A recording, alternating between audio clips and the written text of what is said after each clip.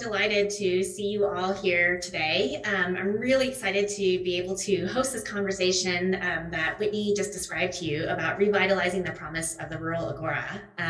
For those of you who I don't know, my name is Hari Han, and I am a professor of political science at Johns Hopkins University, where I also direct an institute called the SNF Agora Institute, where we try to do a lot of work focused on a lot of the questions that the women on this panel today are going to talk about. So let me introduce the terrific group of people that we have with us today, and then I will let them tell you a little bit more about their work and their stories. First, we have with us Nima Brewer from Kentucky, who is the co-founder of 120 Strong, a union that she will tell you more about in her remarks. We also have with us Jessica Knight from Ohio, who is a family peer mentor with the Ohio START program, a statewide program that I'm sure we'll learn more about. And finally, we have with us Carmen James Randolph, who is the president and CEO of the Women's Foundation of the South. All of them are leading just incredible work, and I'm excited to learn more about it from the conversation that we have today. But what I'd love to do is have each of them start just by introducing themselves and their work to you more fully in their own words. And so maybe Nima, I'll kick it over to you to kick us off. Okay, great. Thank you, Hari. So my name's Nima Brewer, and I like to say that I'm an accidental activist. I'm probably, I'll be honest with you, I'm overwhelmed that I'm even among these group of women. I am from Letcher County originally. I am in Kentucky. My dad was a coal miner, union coal miner. And a few years ago, I know some of you guys might have seen some of the teacher, public employee, school employee walkouts that happened across the nation in response to all kinds of different stuff. That's kind of how we started 120 Strong. The name is basically a homage, a hat tip to our neighbors in West Virginia who really kicked off everything and really started standing up for public education and for their jobs. And so we started basically as a humble little Facebook group. We are still a humble little Facebook group of about 36,000 folks. And we also just now announced that we are unionizing under the American Federation of Teachers. Thanks so much, Nima. And if I could just ask one follow-up, can you just say a little bit about how did you get into that work? I know that was a little bit accidental, but I'd love to hear a little bit more about your own pathway into getting involved in it. Well, I started paying attention several years ago about what was going on with my pension. I'm not a teacher, which is a little unusual, but I do work for the public schools. I'm a design specialist.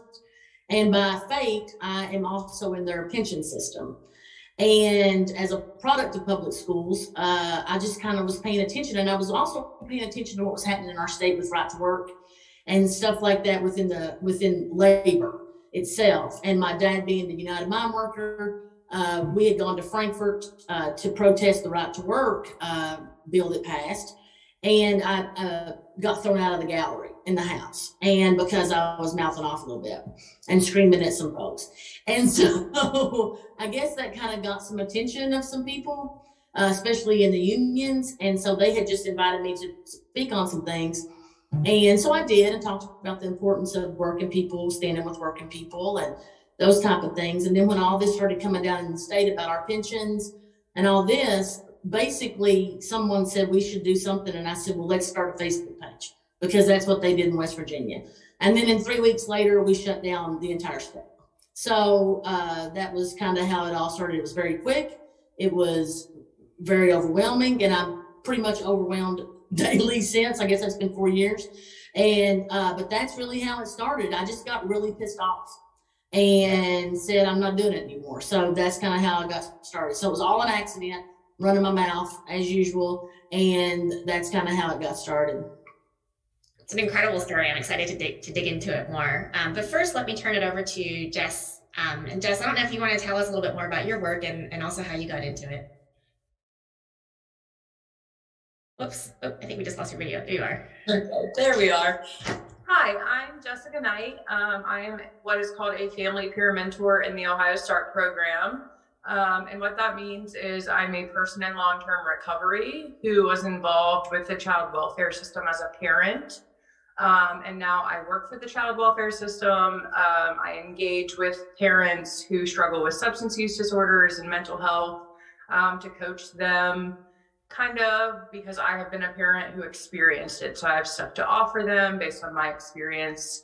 And the other part of the job is that I'm informing caseworkers and supervisors and administrators, court system, from a perspective of a parent who was involved in the child welfare system, from a perspective as someone who struggled with addiction and is in recovery, and from the perspective as someone who struggles with mental health, what the realities are for our clients, how we can help them or remove barriers. And I came to that work from a faith-based perspective. I attended Crossroads Church in Cincinnati for quite a few years. And through my attendance there, I got involved in a program that was then housed at Crossroads called Undivided. It's a 6-week racial reconciliation program where you sit in a group, mixed race groups, and you talk about race and justice from a biblical perspective. It's a very uncomfortable experience, but so necessary in learning what is needed for social justice and examining your own biases and just moving forward. So I took everything I learned from Undivided, it's about race, and I moved to a rural area 3.5 years ago when I began that job, and I just began applying the concepts of Undivided to other social justice, intersections like class and culture and, educational or, work perspectives. And that's what I do now. Terrific. Thanks so much, Jess. I'm excited to talk about that more also. But Carmen, can I ask you to introduce yourself as well and your work? Sure. Good afternoon, everyone. I'm thrilled to be here and to follow in the amazing footsteps of both Nima and Jess. I am Carmen James Randolph. I'm the founding CEO and president of the Women's Foundation of the South. And the Women's Foundation of the South is a new philanthropic entity, and we are the first foundation of its kind. It is founded and created by women of color and allies expressly for the prosperity of women and girls of color in the South. So the very creation of our foundation was a radical act. We believed that it was possible to build a philanthropic organization that would be a permanent inheritance for women and girls of color in the South. So our goal is to build this as an endowed institution on the power of collective giving, of collective energy and spirit of women and allies across the country. So this has been in the works solidly over the last year. And I'm very excited to say we're still in that startup and ramping up mode, but we were able to get started because of a groundswell of support from individuals, from institutional partners that came together and helped us launch with a little over $1 million. So I would say, in listening to both Nima and Jeff, our goal is to respect the deep knowing that women of color and women leaders through the South have about their community. And our responsibility is to listen deeply and to learn. We know that work that is done by women throughout the South, especially work in rural communities, is grossly underfunded. And our efforts are to amplify, to lift up the work that our leaders are doing, to bring attention to them, and to bring resources to the work of women across the South. And Carmen, would you mind just saying a little bit about how you got into that work? It sounds like such an innovative, it's such an innovative organization. I'd love to hear what your pathway was. Sure. Well, I have my early work started in the nonprofit sector.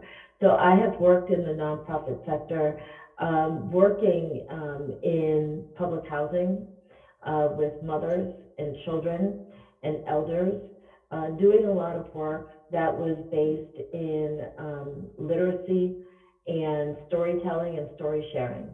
And it was through that work that I came to just learn of the multitudes of injustices that especially low income families and children go through and endure, from education on up to opportunities in workforce, housing, and so on and so forth.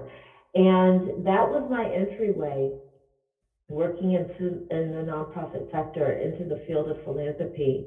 So I've been in this field for the last 24 years. So of course I was a baby when I started, but I was fairly young when I came into philanthropy. And I've seen this field change dramatically since I entered into philanthropy. I think when I started, Hari, I was 29, and I was the youngest program officer in the foundation where I worked. All my peers were in their 40s and 50s. And philanthropy used to be the field that people went to retire from after they had their career teaching or doing other things. So not really early career job, and especially as a program officer like I started. But being in this field over time, not only have I seen it grow, but I've also have been a part of marshaling resources. I've always been unapologetically committed to bringing resources to our people in community, where the work is happening, where the needs are profound. And I've been, painfully aware of the hurdles that leaders like Jess and Nima have to go through to get support from foundations. And I've been on the side of providing TA and support and what have you. And then to elevate the issues of women in particular and to make that a priority, incredibly difficult to do that in the South. So it's been from that space of deep understanding of the field, what the challenges are, working with tremendous colleagues, other women of color and allies, to dream of a different possibility and to imagine a foundation where women did not have to go through those hurdles. So we were able to take a little bit of what I know, what she knows, and this person knows, and create this foundation. So that's kind of like the genesis. And I think all of our founders combined, we have more than 100 years of experience in this field, and many of us got our start in the nonprofit sector. Wow, that's an incredible story. And I think there's so many themes, Carmen, that I'd love to pick up on. But one that I want to pick up on that I think is really resonant with the stories that both Jess and Nima told us is this idea of the deep knowing that women bring about the communities in which they work, and the experiences of the families and so on that they're a part of. And so, Jess, maybe I'll turn to you and then to Nima next. I feel like that idea of deep knowing came out in your story, and in the work that you do as being a parent advocate who can relate to the experiences of the families that you're working with. And I'm wondering if you can say a little bit more about how you think that plays out in your work, or not. I think the deep knowing is the foundation of the work that I do, actually. And what I learned quickly from moving to a rural community, as someone who was not originally from one, is, there's a common saying: people don't care what you know unless they know that you care. And that is really true. I've learned of rural communities, where maybe in an urban area, I could walk in and say, these are my credentials, this is my experience, here's what I know. Out here in the rural area I live in anyway, That experience, having been through it and being able to be open and vulnerable about it, makes people more open and vulnerable with me as well. There's a respect to aspect of it in knowing me personally, and me sharing openly about my struggles, about me saying, yes, I've been in recovery, for 10 years, but I still struggle with my mental health. And here's what I did last week to address that. It really, when you know people and you let people know you, it makes a connection that cannot be made in other ways. And that's really, really valued in a rural area. So then when I go to law enforcement or the courts or my director, they know from interacting with me in very vulnerable and raw ways that I don't have a hidden agenda. And I'm speaking from a place of knowing the pain of the barrier or the frustration of the barrier, and things like that. So it comes being open and vulnerable about who I am, lets people know me, and then that lets me know them. That's so interesting because it's like the deep knowing is not only about you knowing and being able to relate, but also letting people know you, which I think is so interesting. And so, Nima, I want to bring you into the conversation because I feel like there's those themes of knowing and letting people know you and your anger that really informed your work. And so, be curious to hear your reflections. Yeah, I think Jess is really has kind of nailed it. It's probably easier for me to walk into a rural area and start talking than it is for Jess because I sound like I'm, from a rural area. But what's difficult is a lot of times, people in rural areas, especially in Eastern Kentucky where I grew up, they're very suspicious of outsiders. What's their game? What are they doing? And for me, here's the thing. I just am myself. I would encourage anybody just to be yourself, warts and all, like Jess was saying. I always tell our folks, I don't know. I don't have the answer. We're working towards this together. But what I do have is the guts to stand up and say something. It might not always be the, come out as eloquent, but this is, you have to be yourself. Because people in rural areas, they can pick out somebody that's, carrying on airs really fast. And so I always just say, you know what, this is who I am. This is what I'm doing. I don't take money. I don't do, I'm doing this because I give a damn. And, and I think that, and I'm a product of public education. My child goes to public schools. And so I think if you're just honest and just really genuine and listen to what they're saying, you're going to find that they're going to, get behind you.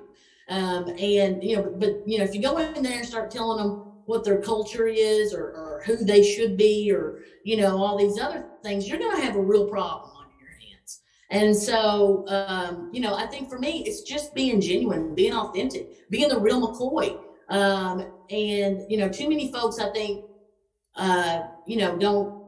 don't do that as much because they're nervous. Like, will they follow me if I say the word ain't? Or will they do this if I don't have on lipstick? Or will they, and I'm like, I'm not going to pretend like I'm somebody I'm not. And so I think that resonates, especially in rural areas. I think that's so interesting. I feel like that theme is coming up a lot too, the importance of listening and of just being real. But I want to dig into, I think another thing that's coming up in a lot of what you all are saying is all of you in different ways are doing work that's really investing in the communities that you're embedded in, from a variety of different perspectives. And what are some of the challenges that you find in making those investments? And Carmen, you kind of started us off a little bit on that by just naming the challenge of getting funding to women who are doing this kind of work in communities. But I'd love to, Carmen, maybe I'll sort of start with you to see if you have any thoughts that you want to add to that. But then Nima and Jess would love to invite you into that too, about what some of the challenges are about really doing the kind of investing and organizing that you guys are describing. Carmen? Well, I will be short because I really am interested also in what Nima and Jess have to say. But I can just say this, as we have been in this moment of creating the Women's Foundation, one of the things that we did was go through a process of carefully choosing our values. And it wasn't just saying our values are it was really carefully choosing our values so that our values become those guideposts that guide how we do our work. And our first value is motherwit. And trust me, there were a lot of people like, motherwit? Why do you have motherwit as one of your values? And that, for us, is about trusting the intuition of women and the intuition that we have. I love what you said, Jess and Nima, I'm sorry, that you might not have the answer, but you have the guts. That is motherwit, you know, whether we bring that fiery to whatever the moment that we are called to be in, or whether it is through that quiet leadership of how we lead from where we are. It's because we have intense and deep understanding of what needs to be done. And community wisdom is another core value of the Women's Foundation.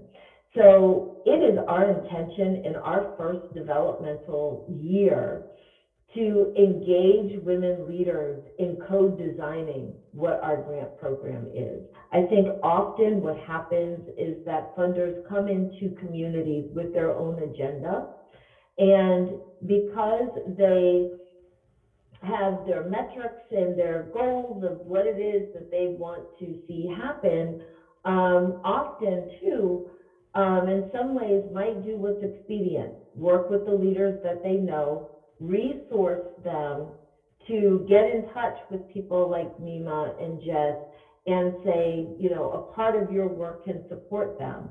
Well, that often really doesn't happen when you have organizations who are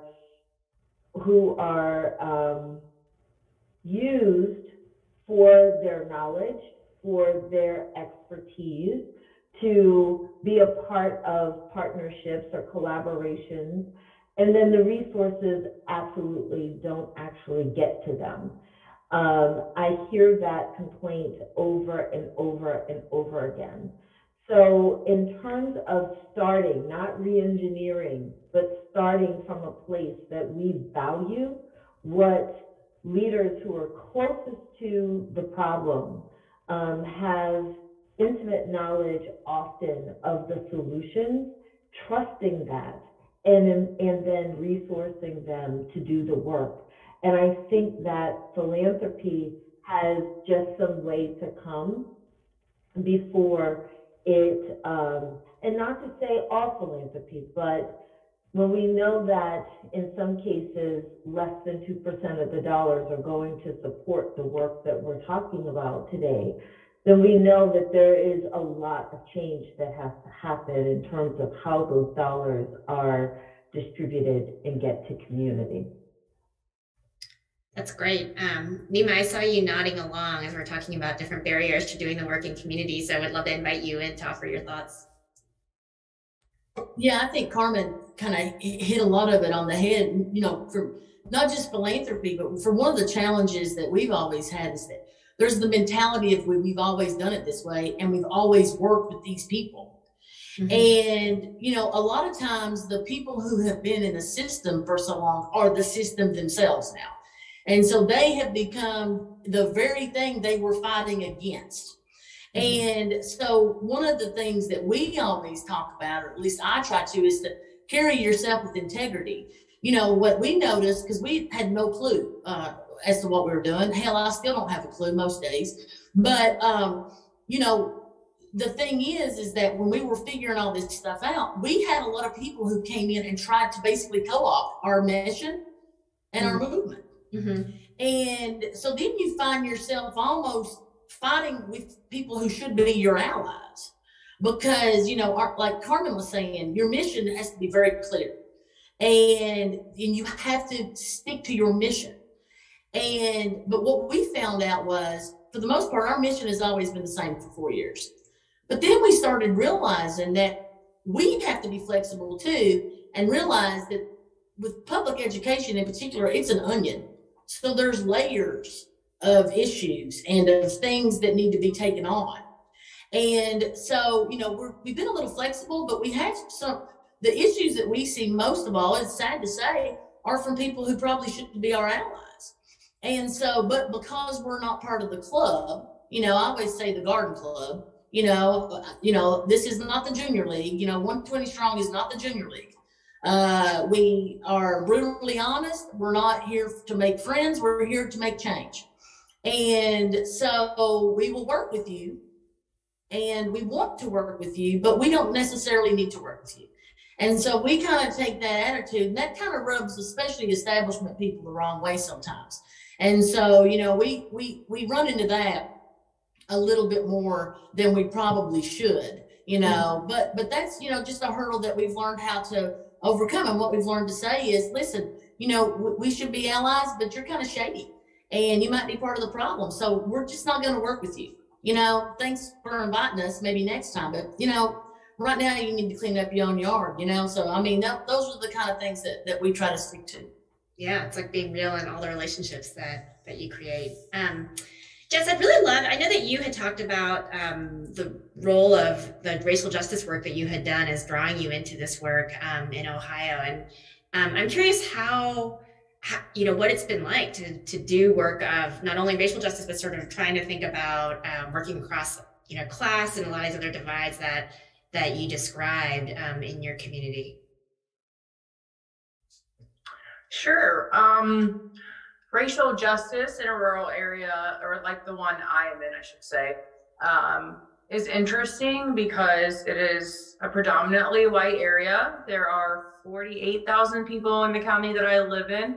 Less than 400 of them are people of color or, Black or Indigenous people. So it's an interesting conversation because it's very abstract to the people that I'm talking to. It is stuff that they see on the news. It is stuff that they see on social media, but it is not their everyday life. And because the rural communities are tight-knit and pretty close, the few families of color are pretty well connected with everyone else. So having the conversations have been interesting and somewhat difficult. I know I've developed a really good friendship with a sheriff's deputy. He is actually the captain, so he's right below the sheriff. And over the summer of 2020 with the George Floyd protests, him and I had a lot of conversations about race and policing. And I told him and another detective that we work with, I told them up front, I sent them a text message and I was like, hey, I'm going to be posting a lot on my social media about racial justice and about defunding the police and about where I stand on these issues. And I recognize the work that you do with us and I respect you. If anything that I share or say, makes you uncomfortable, makes you angry, makes you upset, let's have a conversation. And it took less than a day for that deputy to come over into my office and for us to have a conversation of the role of policing in our community, because ours might not be racially motivated, but sometimes it's motivated by class, or in a rural area, it might be motivated by what your last name is. And so we've had really good conversations about the biases of policing and the biases that we both have had about each other. We are on opposite ends of the political spectrum. By all accounts, we should probably not be friends. If you got on Facebook, we should not be friends. If you watch one or other news outlet, we should not be friends. And so we were really able to kind of get into what just policing looks like for our community and find out that the sheriff's department in the county that I work in is really progressive. And, I found out through that conversation, like they don't do any type of, I'm not sure what this restraint was where he kneeled on George Floyd's neck, but our county banned that a couple years ago. So we were able to get into some really deep conversations and just come across the aisle and agree that people's humanity should be respected, even if we have different ideas of how we get there.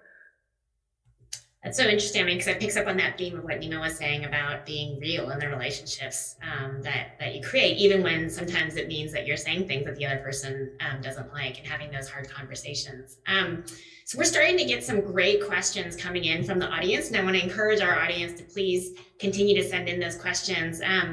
There's one, Nima, that I want to direct to you that came from the audience. There's a woman who asked, how do I engage and agitate, quote unquote, the issue of diversity, inclusiveness, and equity with my local school district? They've been really resistant in the past. And so on this theme of kind of trying to pursue racial justice in these communities, I'd be curious if you've had to deal with this at all in your work and how you all have handled it.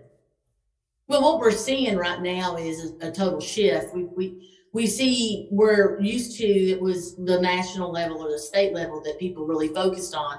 And now we're seeing a lot of people actually targeting school board members and school board meetings about, frankly, things they have absolutely no idea what they're talking about.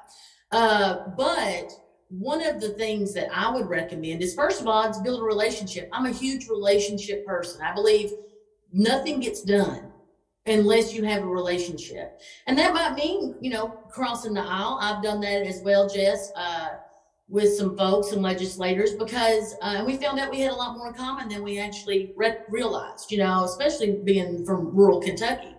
But the first thing I would do is I would definitely get to know your board members, talk to them. Don't just bombard them immediately with demands.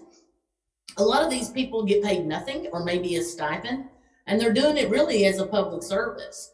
And so, but we always hear all politics are local. And I think that what's really important is if there's a board member that is being problematic when it comes to these issues, it's incumbent upon you to make sure this is their last term. And, that's what you have to do. First of all, is you've got to, try to work the relationship out, talk a little bit, but then just be completely honest and be like, well, that's really not good enough for us. And, we're going to come after your seat. Because what I've discovered is, especially at the state level, they just want another term. And they just want to continue, this other term. Or they want their state pension. They want to take mine, but they want theirs. And so I think that's the first thing you have to do. And it's always good to have help. It's always good to have people with you and to say, hey, you know what? I totally agree with what she's saying. Why is this an issue? Because what I've seen recently, especially with public education at the local level, is that too often people they don't want to say anything because school boards are completely homegrown. Hey, they might make a great casserole for the church potluck, and so I'm going to vote for them. But that doesn't mean that they're a good leader. And that doesn't mean they're going to take on your cause. So the thing is you can say, they might have a great family, but they're a really bad school board member. And what's happened is the ones of us that are saying, CRT's crap and, we want masks in schools, we're just not showing up. Right. The squeaky wheel is getting the oil. Well, my suggestion is you need to be the squeaky wheel. You need to be the one saying, hey, listen, I'm going to set my hind end at every single board meeting, and I might not speak, but you're going to look me in the eye, when you start telling my history teachers what they can and can't say in a classroom. So that's kind of the thing. I'm a huge fan of Twitter. And if your board members are on Twitter, if they'll engage, I'm a huge fan of Twitter. I'm a huge fan of any kind of social media to really start putting pressure, on these folks. And I think that's where you start. And I hope that answered your question. And here's the thing, be yourself, be honest, and come in with prepared, because they're going to know a shyster if they see one. But the thing is that, you know what's best for your school district. You know what you need. And I would say this too. And this is one of the things that I've said. Public education is for all kids, every kid. It's not just for my kid. And so for me, when I talk about public education advocacy, I'm talking about every kid. I'm not talking about the smartest white kid from the upper middle class suburb. No. I'm talking about every kid. Every kid should have the same access. Every kid. And so when I talk to somebody and they're like, well, your kid, I'm like, hold on. I'm not talking about my kid. You know, I'm talking about everybody's kid. And I think what we've seen with this whole mask debacle is that people are thinking about themselves. They're not thinking about the kid with cancer. They're not thinking about the kid, you know, and it's selfish.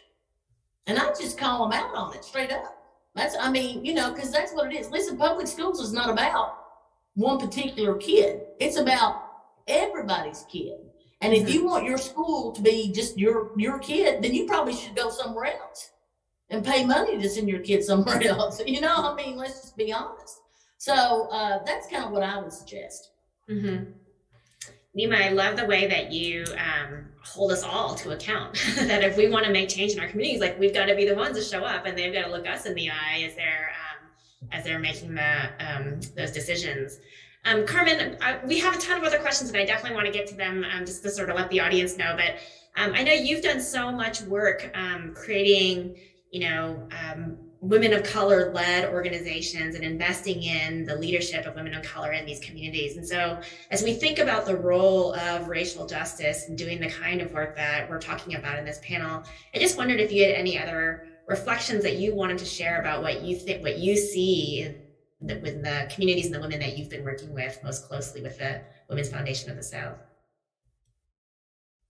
Sure. One thing that I can say that we are seeing, particularly now, especially in our home state of Louisiana, is that here in particular, we are experiencing a disaster within a disaster. So the disaster of the COVID-19 pandemic is still very much so with us. We're still losing people to COVID. And then there are the impacts of disaster. We know that disasters only exacerbate pre-existing conditions. So we were on the verge of an eviction crisis before Ida came to the shores of Louisiana, before it made landfall.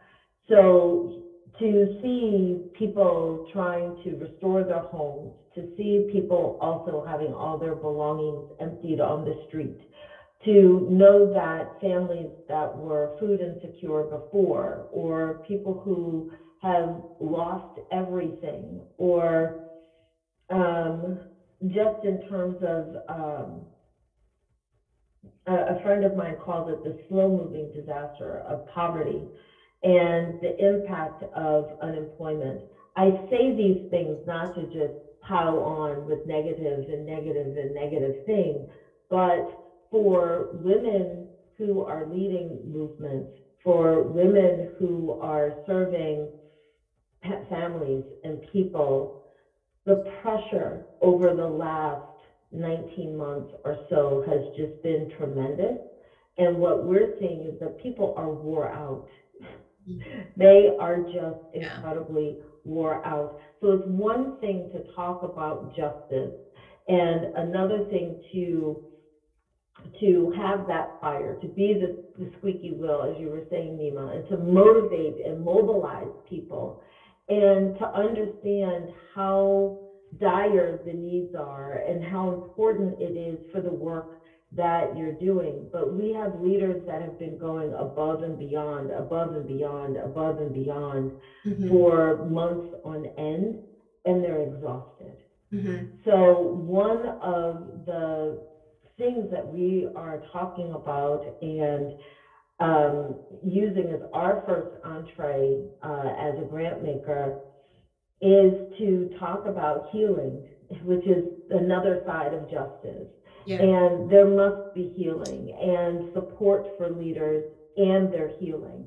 So I would just say that in terms of the other side of movement building, it is the cost that we pay for the work that we do.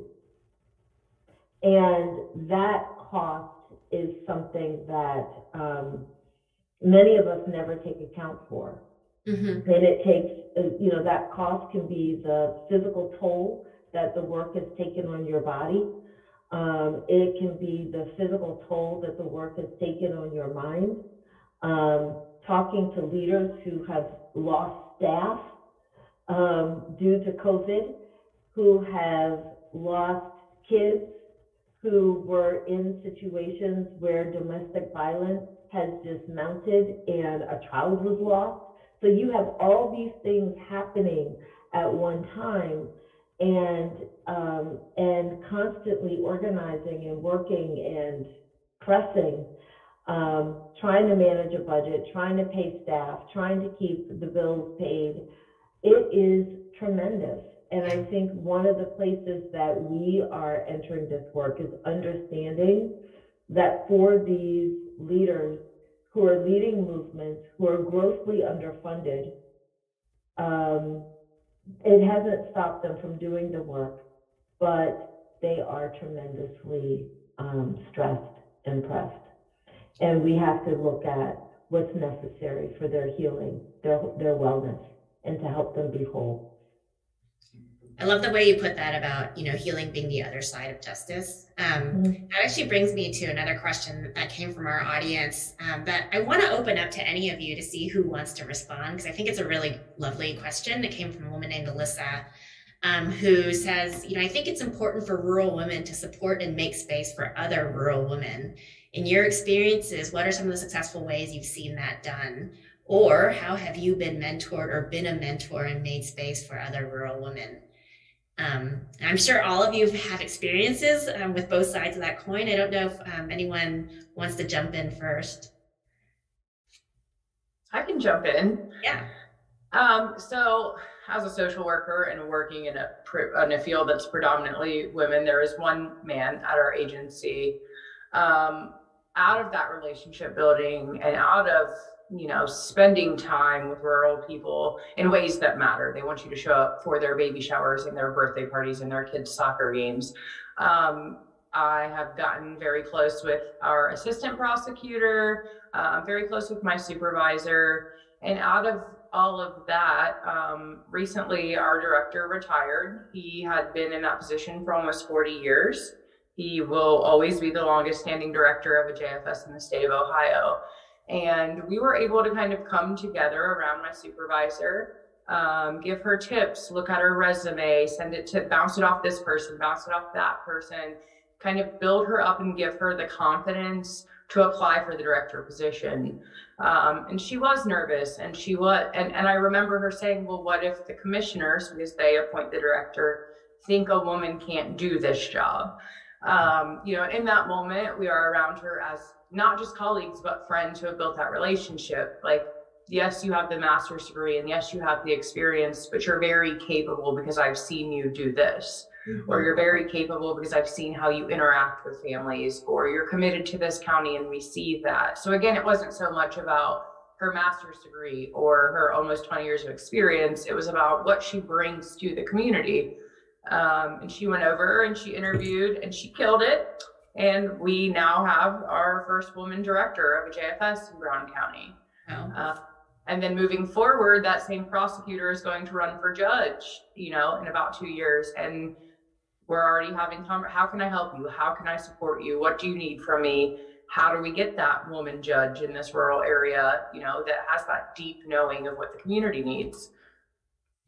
I love that. And I feel like the theme of relationship has been so big in our conversation, but relationship as a source of courage is really coming out in your story, Jess. Nima, did you want to jump in? Well, the interesting thing about the 120 is the leadership, we're all women. All of us are women. And I did not know these ladies 4 years ago. And we've had some turnover because, as Carmen was saying, there's a lot of stress involved in the work that we do. In particular, the way that we do it too. It's, I tell people, I'm like, it's almost like your bones are on fire, from the inside, and you can just feel, you have to keep going. You have to keep going. But we have been very fortunate. We've had, a couple people that have just said, I can't do it anymore. We're like, listen, take care of yourself.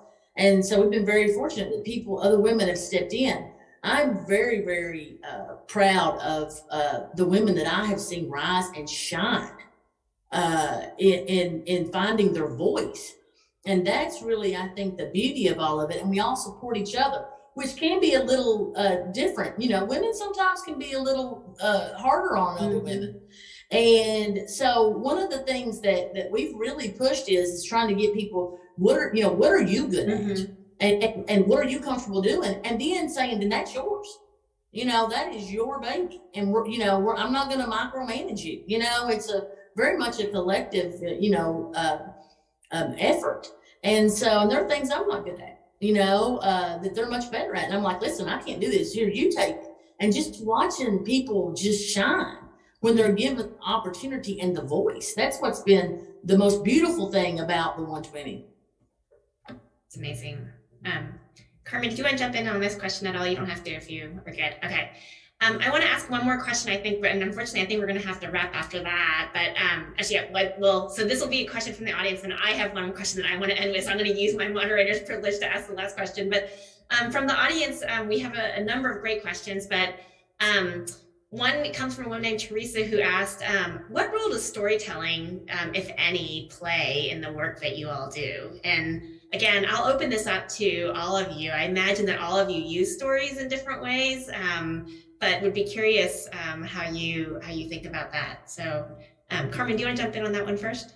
Sure, I'll be short and sweet. I think stories are the center and the essence of our work. It is so important to put a face, to add the human experience that we all share when lifting up an issue. And when you can understand one person to another, what someone has gone through or what that issue means to them in their lives, that truly, truly is powerful. So WFS is about lifting those stories of women from across the South and creating a new narrative about who we are. I don't think a lot of people would understand the kind of power and deep knowing that Jess and Nima are talking about, that it is resident in women here in the South, and that we're leading from that place. But it's by lifting those stories that we hope to demonstrate that. I love that idea of power sitting in people's own stories and in the experiences that women have had. Nima or Jess, do you want to chime in on the question about stories and storytelling in your work? I mean, quickly, my entire job is based on telling my story to other people about my addiction and about my recovery and about all of my struggles.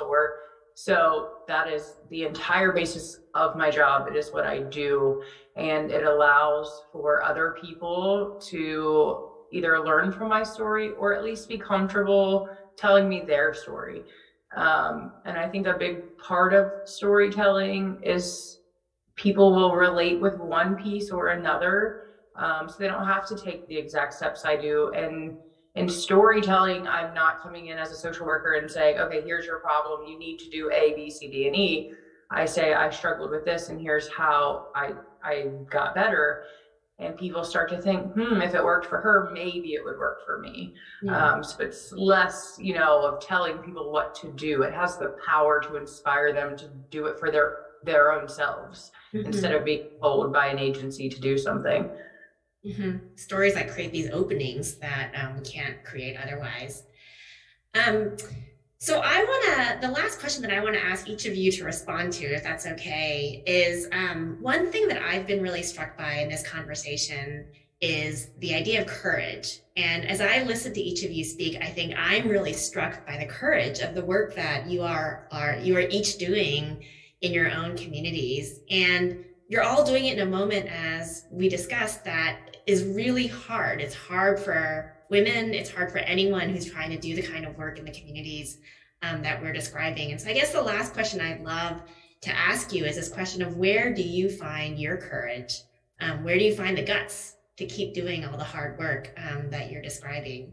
And so maybe what I'll do is I'll have us go in reverse order of how we told our stories. And so in the beginning, we introduced the panel with Nima, Jess, and Carmen. And so maybe I'll reverse that and have Carmen, Jess, and Nima round us out. So Carmen? From where do I draw courage? One, I would say that I have a very clear understanding that this is the work that my soul was called to do, and that it is bigger than me. Mm-hmm. And so it is from a place of faith that I ground every day. And it's from there that I draw on courage. Mm-hmm. Thank you. Jess? I also draw the courage from my faith as well. And my courage comes from, I have a 14-year-old son, and man, Gen Z is just so more progressive than I ever thought I was. And I think about the conversations he has at school or with his teachers, or where he steps up to authority to stand up for what's right. And it just inspires me to keep doing the same thing. He's watching me, but I'm watching him too. And I can have that hard conversation if it's going to make things better. That's great. Nima? Well, I wish that I could be as eloquent as the other two women are here, but I guess I'm a little too ornery to give up. And I really, you know, I guess, you know, just watching my dad as a United Mine worker, and his really commitment to doing things that are right, not trying to be right, but doing what's right, really drives me. I got a lot of inspiration from my grandmother, who just passed away not too long ago. She was a public school teacher, single mom. So those are the things. And honestly, the stories that we're talking about, that Jess was talking about, that Carmen was talking about, the stories of everyone else, while there is the weight of those stories that you carry, they also inspire me. You know, talking to the folks that cafeteria workers or bus drivers or, you know, paraeducators, anybody, you know, listening to their stories, I think I need to keep going, because they might not be able to carry this load, but I can carry it for them right now. And I think that that's kind of what drives me as well. And that, and just little Eastern Kentucky, you know, I guess meanness. But yeah, I mean, that's, you know, kind of what keeps it going. Yeah. Well, Nima, I'm sorry to hear about your grandmother, but I love that we ended and, you know, hearing about the way you all draw your courage from your faith, from the ongoing dialogue that we all have with the future, and from our histories. You know, this sense of who we are is really about who we came from and who we're trying to become. So I think it's a lovely way to end our panel. I want to thank Carmen, Nima, and Jess for just engaging in such a wonderful and open and wide-ranging conversation with me, and for letting me have a very small part in it. Thank you all to everyone in the audience who tuned in. I'm sorry that we couldn't get to all of your great questions, but we hope to be able to continue the dialogue with you in the next panel and the breakout sessions to come over the next day and a half. So please join us for the rest of the conference and the events. Thank you.